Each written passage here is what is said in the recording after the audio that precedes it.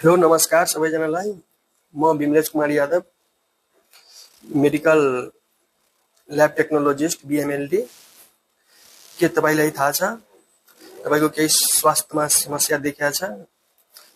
तपाईको केही ग्यास बनिरहेछ, ग्यासको प्रब्लम छ, अनि तपाईको चाहिँ लिभरमा केही समस्या देखिरहेछ, खाना पचेन, त्यस्तो केही समस्या देखियो भने तपाई एकचोटी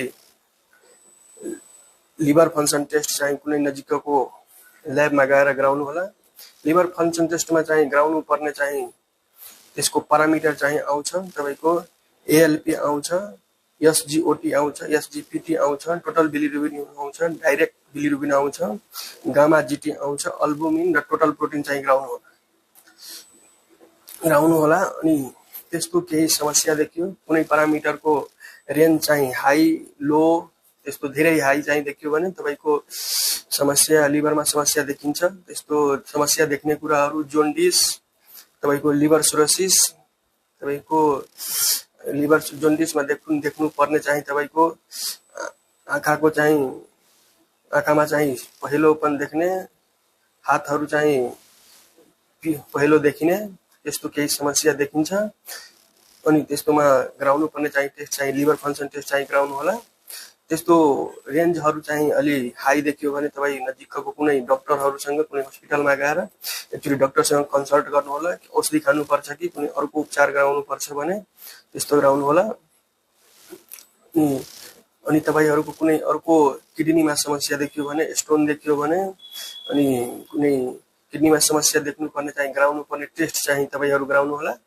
एउटा टेस्ट चाहिँ गराउनु होला चाहिँ तपाईको युरिया गराउनु होला, अनि युरिक एसिड पनि गराइहाल्नु होला। त्यसपछि क्रेटिनाइन, मेन चाहिँ युरिया एन्ड क्रेटिनाइन गराउनु होला।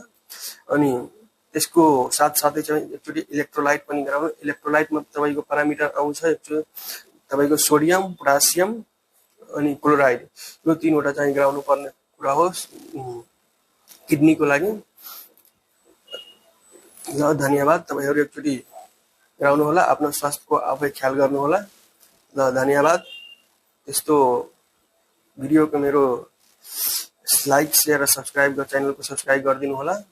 म यस्तै भिडियोहरू अरू चाहिँ बनाएर तपाईहरूको लागि बनाए। हेलो नमस्कार सबैजनालाई। म Vimlesh Kumar Yadav, medical lab technologist BMLD. के तपाईलाई थाहा छ तपाईको केही स्वास्थ्यमा समस्या देखिया छ? तपाईको केही ग्यास बनिरहेछ, ग्यासको प्रब्लम छ, अनि तपाईको चाहिँ लिभरमा केही समस्या देखिरहेछ, खाना पचेन, त्यस्तो केही समस्या देखियो भने तपाईँ एकचोटि लिभर फङ्सन टेस्ट चाहिँ कुनै नजिकको ल्याबमा गएर गराउनु होला। लिभर फङ्सन टेस्टमा चाहिँ गराउनु पर्ने चाहिँ त्यसको प्यारामिटर चाहिँ आउँछ, तपाईको एएलपी आउँछ, एसजीओटी आउँछ, एसजीपीटी आउँछ, टोटल बिलिरुबिन आउँछ, डाइरेक्ट बिलिरुबिन आउँछ, गामा जीटी आउँछ, अल्बुमिन र टोटल प्रोटिन चाहिँ गराउनु होला। अनि त्यस्तो केही समस्या देखियो, कुनै प्यारामिटरको रेन्ज चाहिँ हाई लो, त्यस्तो धेरै हाई चाहिँ देखियो भने तपाईको समस्या लिभरमा समस्या देखिन्छ। त्यस्तो समस्या देख्ने कुराहरू जोन्डिस, तपाईको लिभर सिरोसिस, तपाईको लिभर जोन्डिसमा देख्नु पर्ने चाहिँ तपाईको आँखामा चाहिँ पहेँलोपन देख्ने, हातहरू चाहिँ पहेँलो देखिने, त्यस्तो केही समस्या देखिन्छ। अनि त्यस्तोमा गराउनु पर्ने चाहिँ टेस्ट चाहिँ लिभर फङ्सन टेस्ट चाहिँ गराउनु होला। त्यस्तो रेन्जहरू चाहिँ अलि हाई देखियो भने तपाईँ नजिकको कुनै डक्टरहरूसँग कुनै हस्पिटलमा गएर एक्चुअली डक्टरसँग कन्सल्ट गर्नु होला। औषधि खानुपर्छ कि कुनै अर्को उपचार गराउनुपर्छ भने त्यस्तो गराउनु होला।